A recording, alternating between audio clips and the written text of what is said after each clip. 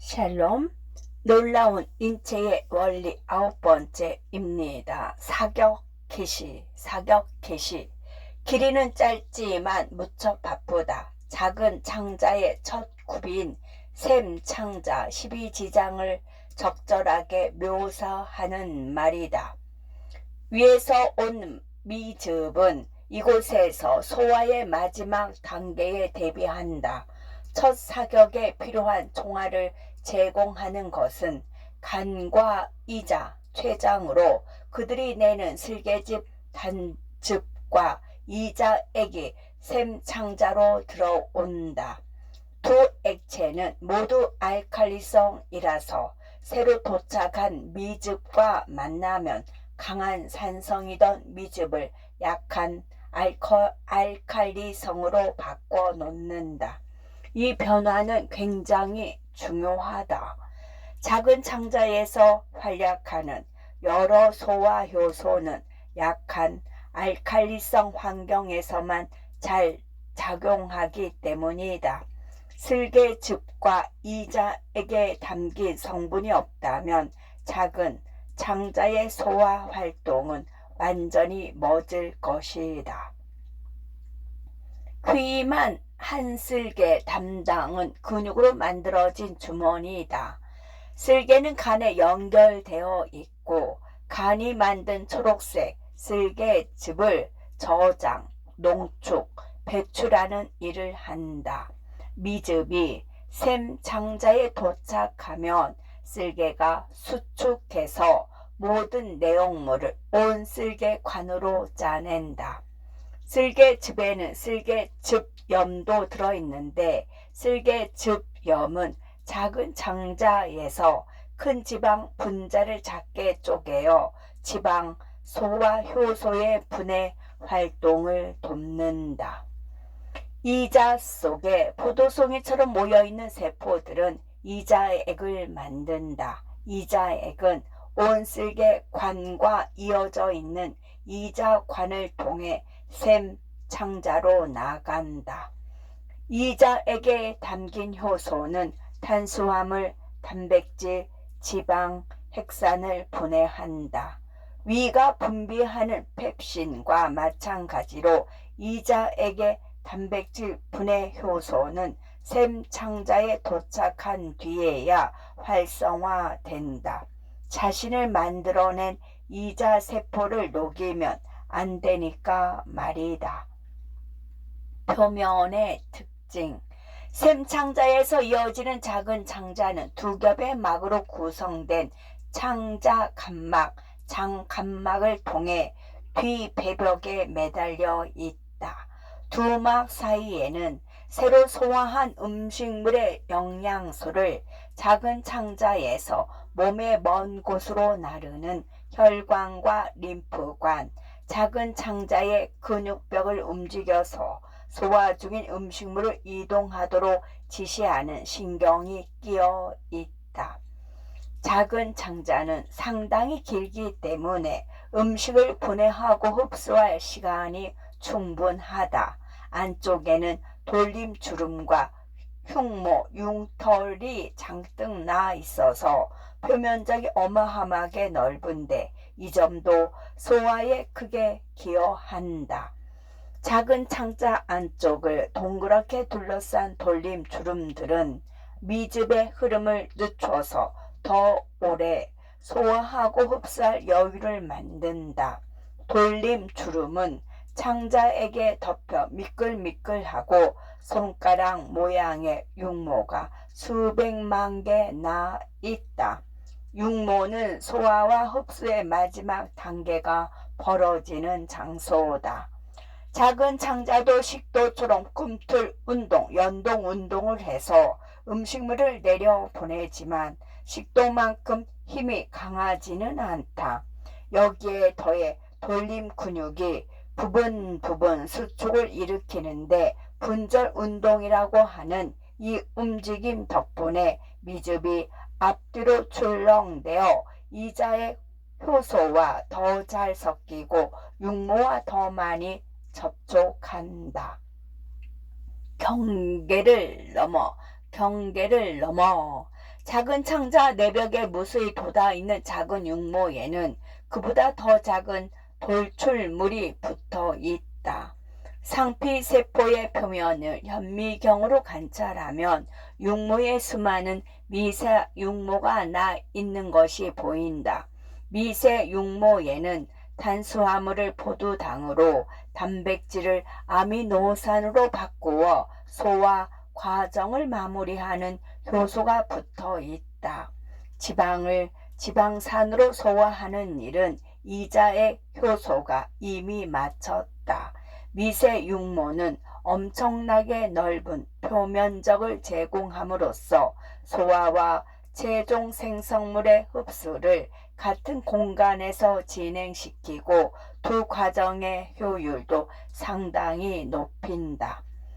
육모 속에는 모세혈관, 망과 림프관 가지가 뻗어 있다. 포도당과 아미노산은 모세혈관에 흡수된 뒤 간으로 보내져 처리된다. 지방산은 지방으로 재조립되어 림프관에 들어갔다가 혈관으로 보내진다.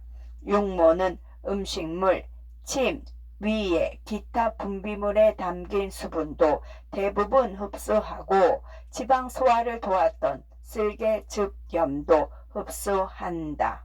알뜰한 살림을 위해서 쓸개즙염은 간으로 돌려보내 재활용한다. 공장지대, 공장지대. 검붉은 세개 쐐기 모양인 간은 사람의 기관 가운데 가장 크고 중요한 처리 및 제조 공장이다. 간이 소화에 직접 기여하는 점은 쓸개즙을 만들어 샘창자로 보내는 것밖에 없지만 그 밖에도 수백 가지 다른 기능을 수행한다. 그중 가장 중요한 임무는 피의 화학 조성을 감시하고 조절하는 일이다. 간세포들은 혈류가 소화계에서 흡수한 영양소를 저장하고 다른 길로 수송하고 영양소를 다른 분자로 바꾸는 중요한 업무를 처리한다. 간세포들이 이렇게 개입하지 않는다면 우리가 밥을 먹을 때마다 피 속에서 당이나 기타 영양소의 농도가 갑자기 치솟을 테고 그러면 모든 세포의 건강에 심각한 위협이 된다. 다른 장기들과 달리 간은 두 군데에서 피를 받는다. 심장이 보낸 산소가 풍부한 피는 간 동맥으로 들어오고 소화간에서 보낸 산소가 부족하지만 영양소가 풍부한 피는 간 문맥으로 전달된다. 두 혈류는 간의 내부에서 뒤섞이고 다 처리된 피는 간에서 심장까지 짧은 여행길에 오른다. 처리 공장. 처리 공장. 간을 겉으로만 보면 속에서 어떤 일이 벌어지는지 짐작할 만한 단서가 별로 없다. 검붉은 색깔이니 혈액 공급이 풍부하겠구나 하는 정도다. 안쪽 사정은 현미경으로 봐야 비로소 알게 된다. 현미경을 통해서 보면 세포 세계 최고의 멀티태스킹 능력을 갖춘 간의 일꾼인 간세포가 드러난다. 간세포는 소엽이라는 육면체 단위로 조직되어 있다. 무수히 많은 소엽은 각각 깨알만 하다. 소엽 속에는 중심 정맥이 하나 있고 작은 구멍이 많은 모세혈관이 위로처럼 넓게 퍼져 결국 중심 정맥으로 모여든다. 혈관 옆에는 판 같은 간세포들이 있다. 소엽 모서리에는 3개의 관이 있다. 2개는 간으로 들어오는 피를 나르고 하나는 간에서 나가는 쓸개즙을 나른다. 새 동맥은 심장에서 오는 피를, 새 정맥은 소화간에서 오는 피를 나른다. 피가 모세혈관 미로를 거쳐 중심 정맥으로 들어가는데 시간이 걸리므로 그동안 간세포들이 피를 청소하고 화학 조성을 조절한다. 간세포들이 분비한 쓸개즙은 좁은 관을 통해 반대 방향으로 나가 셈창자 12지장에 이른다. 간세포. 간의 모세혈관을 이루는 세포들에는 구멍이 많이 뚫려 있다. 피가 모세혈관을 흐를 때 혈장이나 작은 분자들이 그 구멍으로 빠져나와 간세포와 만난다. 수십억 개가 넘는 간세포는 그 피의 조성을 감사하고 조절한다. 그 피의 조성을 검사하고 조절한다. 간세포의 최대 임무는 피에 포도당이 너무 많을 때는 포도당을 저장하고 너무 적을 때는 배출하는 것이다. 그러면 제세포들이 연료 공급 면에서 잔치를 벌이는 일도 굶는 일도 없게 된다. 또 간세포는 지방을 저장하고 낡은 적혈구에서 재활용한 철 같은 몇몇 무기질과 비타민 A1, B12, D2K도 저장한다. 간세포는 또 지방산을 잘 포장해서 몸 전체로 배달하고 핵막의 주요 구성 요소인 콜레스테롤을 제조하고 혈액 응고에 관여하는 단백질 등 몇 가지 혈액 단백질을 만든다. 아미노산은 저장하지 못하지만 잉여의 아미노산을 다른 쓸모있는 물질로 바꿀 줄 안다. 그리고 낡은 적혈구에 헤모글로빈이 분해되면 생기는 쓸개즙 색소를 쓸개즙염과 결합시켜 쓸개즙을 만든다. 쓸개즙은 지방 소화에서 핵심적인 역할을 맡는다. 그 밖에 간이 맡은 역할로는 피 속에 온갖 약물을 제거하고 분해하는 일, 호르몬들이 한정된 시간 동안만 작용하도록 비활성화하는 일, 대식세포들을 받아들여서 그들이 피 속의 세균이나 기타 찌꺼기를 걸러서 없애도록 하는 일 등이 있다. 다시 보는 이자, 췌장은 소화 효소를 만들어 샘창자로 내보내는 것 외에도 한 가지 일을 더 한다. 효소를 배출하는 세포들 사이사이에 이자섬이라는 작은 내분비샘이 100만 개쯤 흩어져 있는데 이들은 세포의 연료가 떨어지지 않게 하는 중요한 두 호르몬인 글루카곤과 인슐린을 분비한다.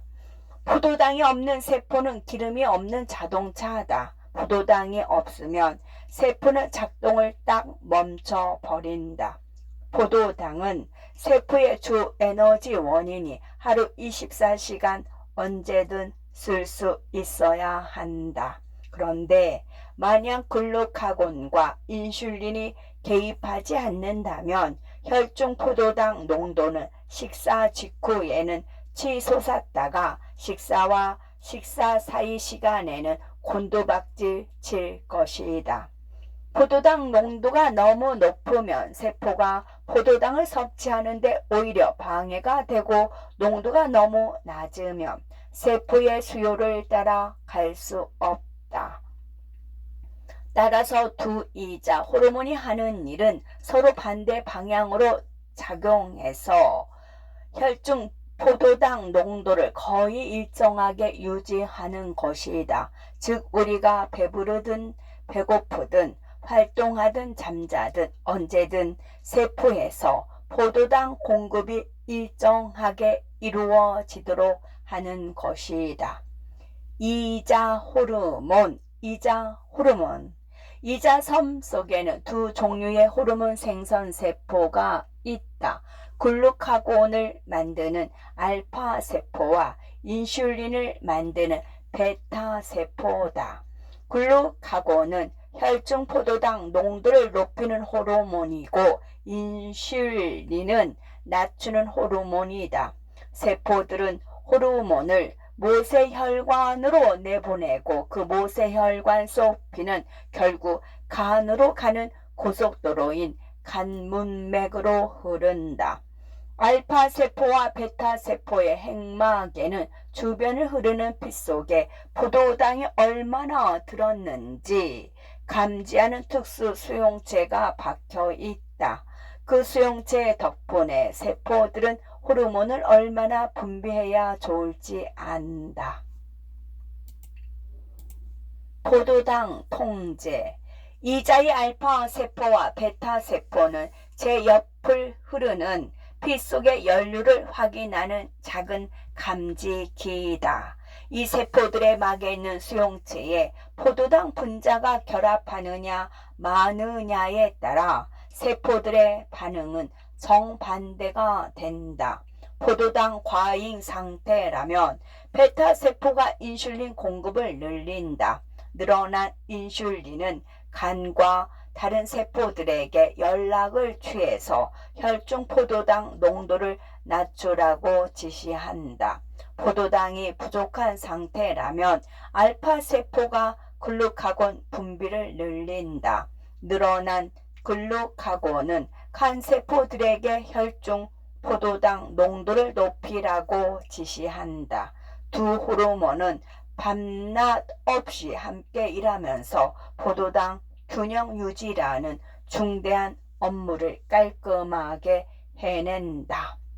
포도당이 너무 많을 때 식사 직후 첫째, 높은 포도당 농도에 반응하여 베타세포가 인슐린을 더 많이 내놓는다. 알파세포는 글루카곤 생산량을 줄인다. 두 번째, 인슐린이 간세포에 결합하면 간세포가 피 속의 포도당 분자들을 이어서 글리코겐을 합성하기 시작한다.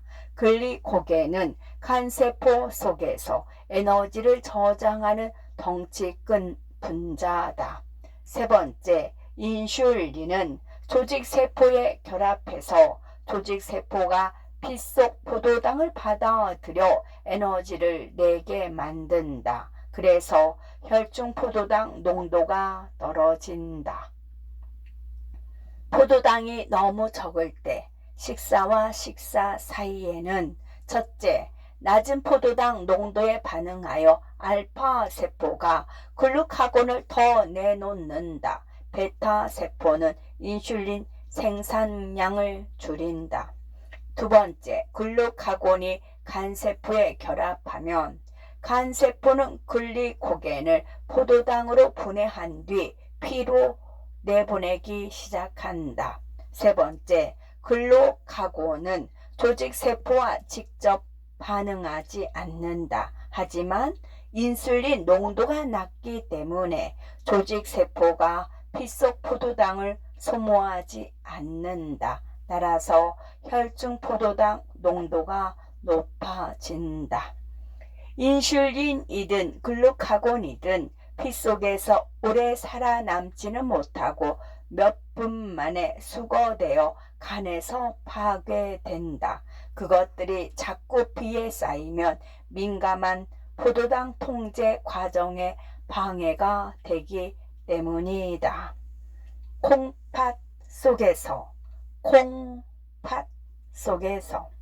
소화된 음식물은 대사의 재료로 쓰인다. 대사 과정에서 나오는 쓰레기 중 큰 부분을 차지하는 것은 간이 잉여의 아미노산으로 만든 요소다. 대사 쓰레기는 몸에 해로울 수 있기 때문에 효율적으로 신속하게 제거해야 한다. 콩팥, 신장은 끊임없이 피를 걸러내는데 이것이 쓰레기 제거에서 콩팥의 핵심적인 역할이다. 피에서 쓰레기를 걸러낼 때 여분의 물과 염도 함께 제거하여 피의 양과 농도를 일정하게 유지시킨다. 쓰레기와 물을 섞은 것이 오줌이 되고 콩팥은 오줌을 몸 밖으로 버린다. 두 콩팥은 각기 세 구역으로 나뉜다. 콩팥 껍질, 콩팥 속질, 콩팥 깔때기이다. 콩팥 껍질과 콩팥 속질에는 피를 걸러 오줌을 만드는 작은 창자인 콩팥 단위 네프론이 무수히 많이 들어있다. 속이 빈 콩팥 깔때기는 오줌을 요관으로 쏟아 부어 방광으로 보낸다. 오줌 만들기. 콩팥 단위는 실타래 모양의 모세혈관, 뭉친 토리, 사구체와 토리 주머니, 보만 주머니, 그리고 긴 세뇨관으로 이루어진다. 세뇨관의 시작 부분은 토리 주머니에 이어져 있다. 모세혈관으로 들어오는 피는 압력이 높기 때문에 작은 분자들을 함유한 체액이 혈관벽에서 새어나와 토리 주머니로 들어간다. 이때 혈구들은 빠져나오지 못한다. 체액에는 쓰레기뿐 아니라 포도당이나 아미노산처럼 버려서는 안 될 것도 담겨 있다. 그렇다면 콩팥은 쓰레기를 버리려다 귀중한 물질까지 함께 내버리는 실수를 저지를까요? 절대 그렇지 않다. 체액이 세뇨관 윗부분을 흐르는 동안 포도당, 아미노산, 기타 필수 성분은 다시 혈류로 흡수된다. 세뇨관은 큰 고리 모양으로 구부러지는데 체액이 그 속을 흐르는 동안 물과 염 일부도 다시 흡수된다. 이제 남은 것은 요소와 잉여의 물과 염이 섞인 오줌뿐이다. 오줌은 지판관으로 흘러든다. 우리가 체액이 높고 탈수된 상태인지 체온이 낮고 수분이 충분한 상태인지 그 사이 어느 상태인지에 따라 이 과정에서 오줌의 양과 농도가 조절된다. 평균적으로 콩팥은 하루에 6조 12개를 채울 만한 양의 피를 처리해서 큰 음료수병 하나에 찰 만한 양의 오줌을 만든다. 화장실이 급해요. 화장실이 급해. 누구도 이 현상을 피할 수 없다. 우리는 하루에 몇 번씩 하던 일을 멈추고 화장실로 가서 오줌을 눈다. 불편한 일이라 여길지도 모르지만 조금씩 끝없이 오줌을 흘려 내보내는 것에 비하면 훨씬 나은 방법이다. 콩팥에서 쉼없이 흘러나오는 오줌은 2개의 요관을 거쳐서 방광에 저장된다. 방광은 오줌을 담고 있다가 우리가 소변을 보겠다고 마음 먹을 때 요도로 내보낸다. 방광 채우기. 방광 채우기. 요관은 꿈틀 운동을 하면서 콩팥에서 나온 오줌을 살살 문질러서 방광의 뒷면으로 이어진 구멍으로 보낸다. 방광은 놀랄 만큼 잘 늘어나는 근육질의 저장 주머니이다. 방광에 오줌이 있으면 그 압력 때문에 요관으로 통하는 구멍이 닫히는데 역류를 막되 오줌은 계속 흘러들 정도로만 살짝 닫힌다. 요도는 방광의 오줌을 몸 밖으로 내보내는 관이다. 방광이 채워지는 동안에는 요도가 막혀 있다. 방광과 요도 이 음부를 둥글게 감싼 속요도 조임근이 수축해 있고 더 아래에서 우리의 통제에 따라 움직이는 바깥 요도 조임근도 수축해 있기 때문이다. 한편 방광벽 근육은 이완해 있어서 오줌이 채워지면 방광이 점차 둥그러진다. 방광벽의 뻗침 수용기는 오줌이 얼마나 찼는지를 신경계에 알려준다. 방광 비우기. 방광은 기본적으로 벽 근육을 이완하고 조임근을 단단히 닫은 채로 있으라고 지시받은 상태다. 하지만 일단 오줌이 어느 정도 쌓이면 뇌로 메시지가 전달되어 우리는 소변을 보고 싶은 충동을 느낀다. 그러면 뇌줄기가 보내는 강제 신호가 방광벽 근육을 수축시키고 조임근을 이완시킨다. 우리는 이 반사 행동을 무시한 채 바깥 요도 조임근을 계속 잠그고 있을 수 있지만 오줌이 많아질수록 방광을 비우고 싶은 욕구는 점차 강해진다. 결국 우리는 바깥 요도 조임근을 이완시켜 방광벽 근육을 수축하며 오줌을 요도로 짜내도록 허락해 주어야 한다. 방광은 금세 원래 크기로 돌아가고 안쪽에 다시 주름이 잡힌다. 그리고 곧 다시 채워지기 시작한다. 나가는 길. 음식물이 작은 창자의 끝에 다다를 무렵에는 남은 것이라곤 소화할 수 없는 물질들과 죽은 창자 세포가 물과 섞인 것뿐이다. 작은 창자는 주기적으로 꿈틀 운동을 해서 역류할 수 없는 판막을 통해 큰 창자로 쓰레기를 보낸다. 이제 소화관의 마지막 부분인 큰 창자로 들어온 것이다. 큰 창자는 작은 창자보다 폭은 2배 넓지만 길이는 4분의 1밖에 안 된다. 고형 쓰레기를 몸 밖으로 내보내는 통로로 작은 주머니 같은 막창자, 맹장에서 시작해 잘록창자, 결장으로 이어진다. 잘록창자는 작은 창자를 액자처럼 감싸며 배의 오른쪽 구석에서 올라갔다가 위 밑에서 배를 가로지른 뒤 배 왼쪽에서 내려와 굽을 잘록창자로 이어진다. 쓰레기는 굽을 잘록창자에 잠시 저장하였다가 곧창자 직장으로 보낸다. 곧창자 직장은 몸 밖으로 열려 있다. 잘록창자의 세로 근육층은 세 줄의 세로 근육띠로 모여 있다. 띠가 살짝 수축하면 잘록창자가 주름진 주머니처럼 오그라든다. 똥 만들기. 작은 창자에서 큰 창자로 이동하면 풍경이 확연하게 변한다. 돌림 주름과 육모가 싹 사라진다. 이것은 큰 창자에서 가장 긴 잘록창자에는 소화 기능이 전혀 없다는 것을 말해준다.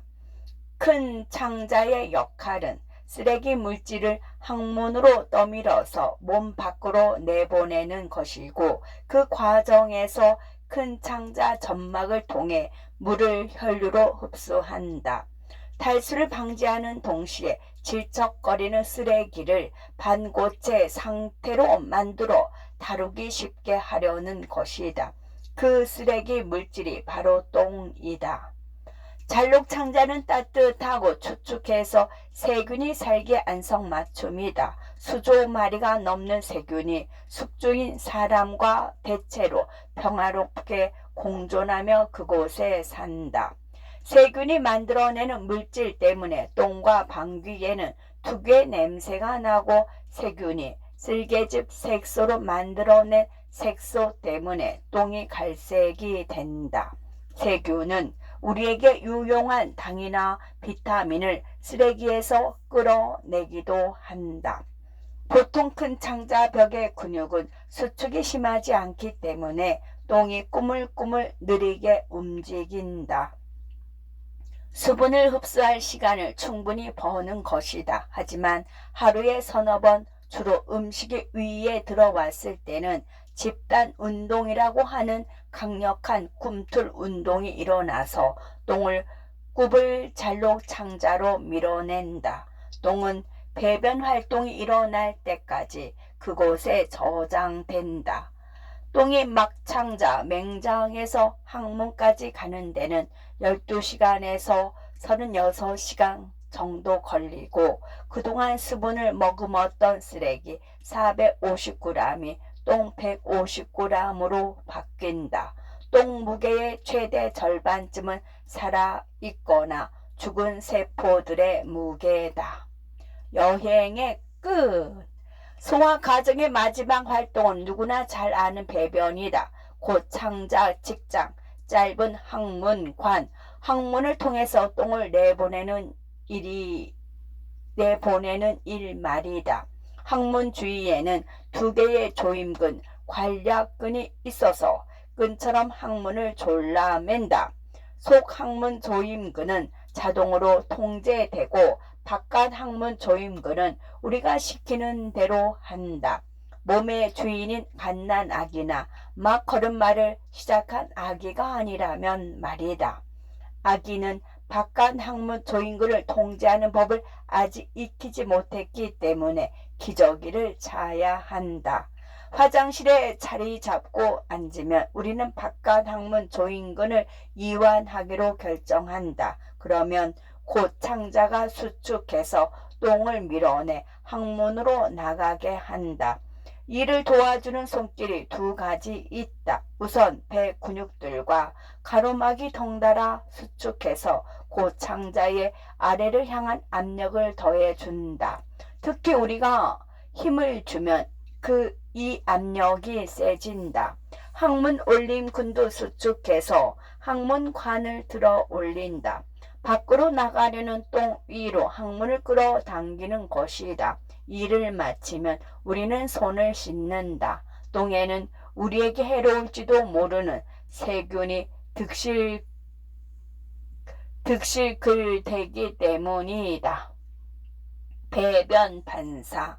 고창자가 비었을 때는 두 조임근이 수축하여 항문이 닫힌 상태다. 하지만 똥이 고창자로 밀고 들어오면 고창자 벽이 늘어나면서 배변 반사라는 일련의 반응이 일어난다. 첫째, 고창자 벽의 뻗침 수용기가 척수로 각각 메시지를 보낸다. 둘째, 척수에서 신호를 보내어 구불잘록 창자와 고창자벽 근육을 수축시켜서 똥을 짜낸다. 3. 이 신호는 속항문 조임근도 이완시킨다. 4.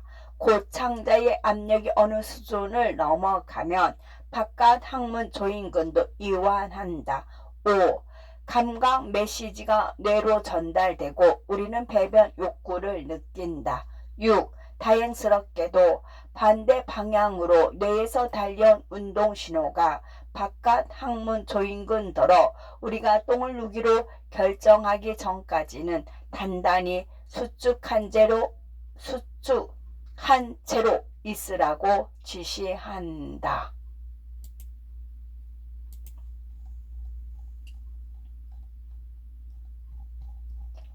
끝. 샬롬.